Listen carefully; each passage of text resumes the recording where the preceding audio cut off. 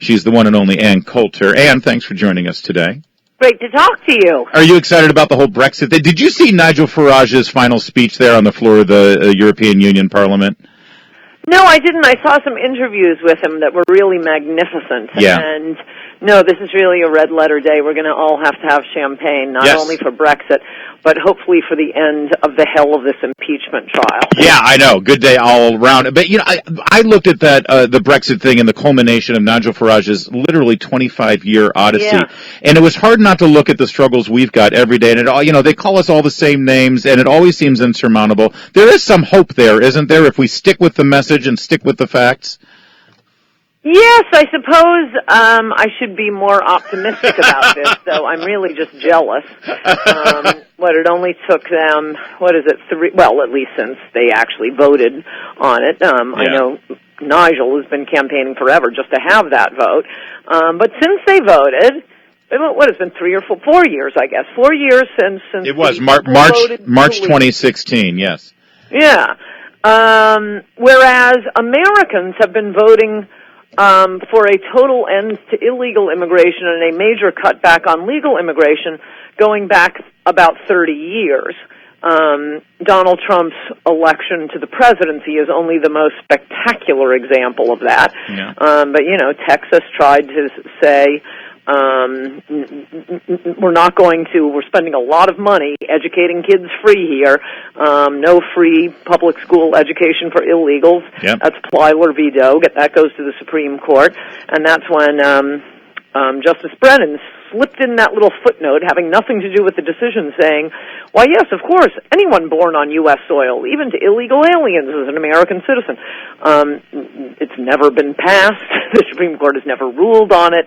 There's no such law. But yes. that little footnote, it's the law of the land. That started the deluge. Yes. And then, of course, in your home state, California, back in the 90s, they voted no more public benefits That's for right. illegal aliens. Prop 187. A lot of benefits for our people. We're a big liberal state. No, can't do that. Another district court judge just didn't make it to the Supreme Court. And by the way, can I jump in there for a minute? Because Pete Wilson, the last great governor of the state of California, he won statewide on that issue. Everyone says, it's toxic. It's that. And they won. It was the last time they won, and the Republican Party in California said, well, we can't talk about immigration anymore. That's toxic. That'll hurt us. It only helps Republicans when they talk about this issue. Absolutely. No, this is a famous myth being pushed by the likes of the Koch brothers, the Wall Street Journal, and of course, you know, Democrats, most of whom would like to destroy our country.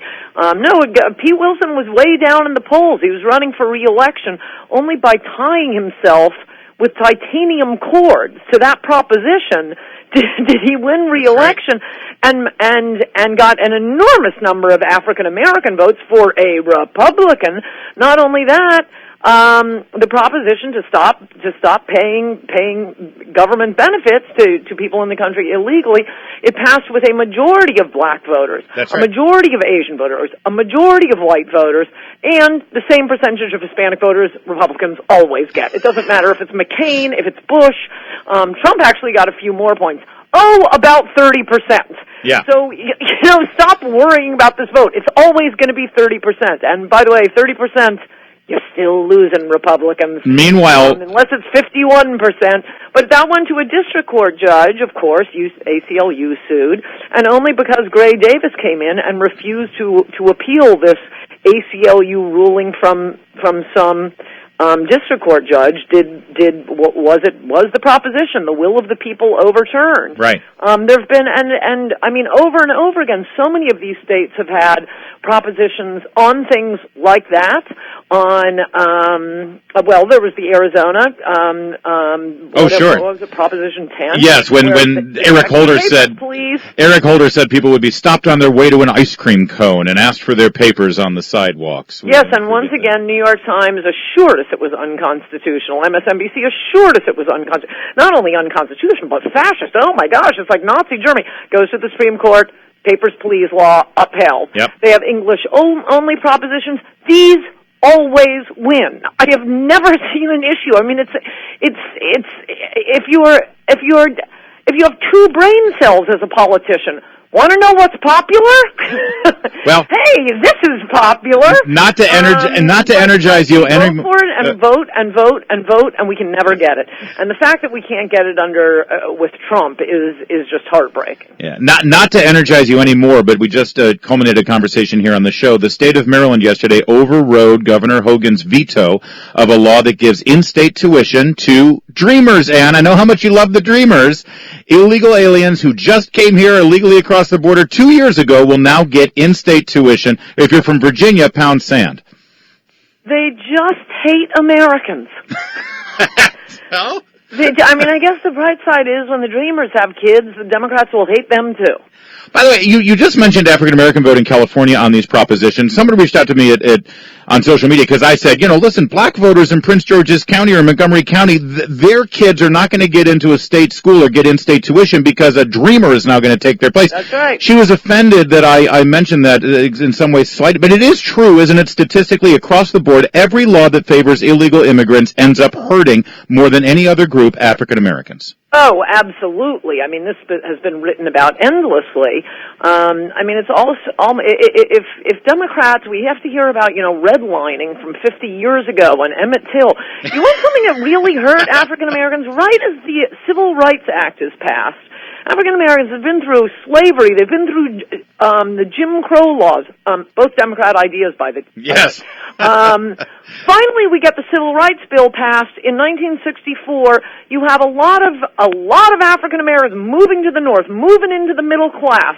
Marriage rates were actually still pretty high among African Americans, and the very next year, I'll also blame the Great Society programs for the illegitimacy crisis in the black community.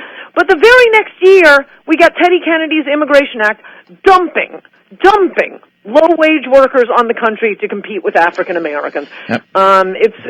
You couldn't have designed something better to harm the black community in America. It's all detailed and exquisitely researched and footnoted in Adios America, the must-read book amongst all of her books by Ann Coulter. And we're out of time. Enjoy this. Are you rooting for anyone in the Super Bowl? You couldn't care less, right? Please, Kansas City. No, of course I'm rooting for the Chiefs. Oh, all right, good. A, politically incorrect name. B, I lived in Kansas City, and I went to Chiefs games.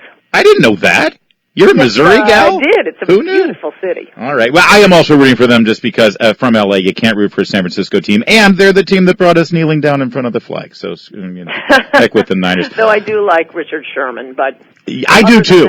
I like Richard Sherman. The pro column, it's all for the Chiefs, especially that name, which is a great honor. Almost as good as the Redskins, of course, as you know. All right, Ann Coulter, we got to leave it there. Always good to talk.